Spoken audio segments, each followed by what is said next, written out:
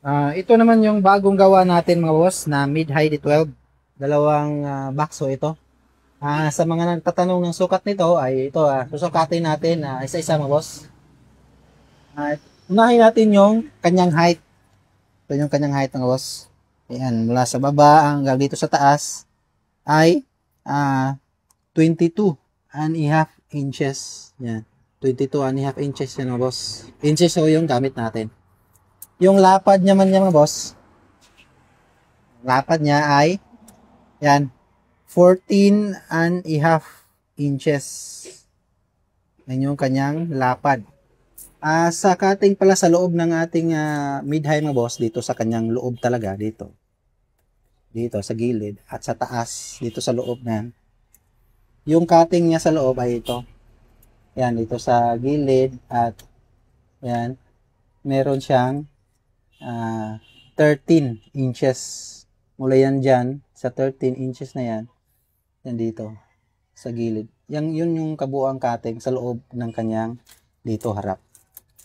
At yung height naman, yan, dito sa baba, ay meron yang 21 inches.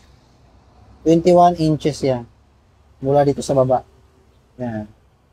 Kaya kung pagsamahin natin yung pati yung plywood, magiging 22 and a half siya inches. Kung kasama na yung plywood mula sa baba hanggang sa taas. Pati rin dito sa gilid, kung samahin natin yung plywood sa gilid dito, yan magiging 14 and a half inches siya.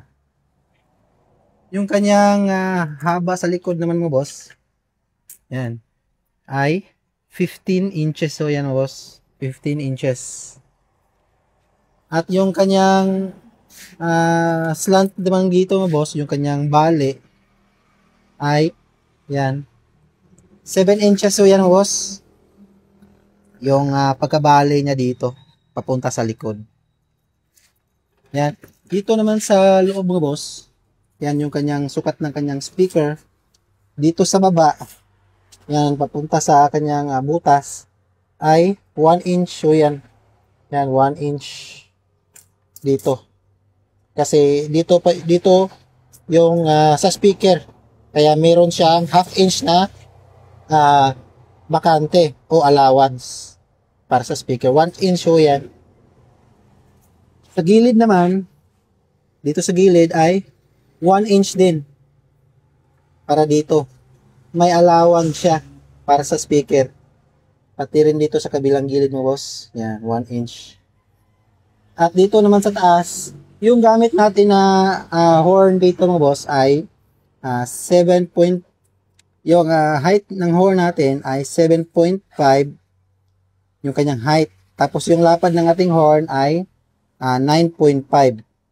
7.5 by 9.5 yung sukat ng ating horn na gagamitin dito.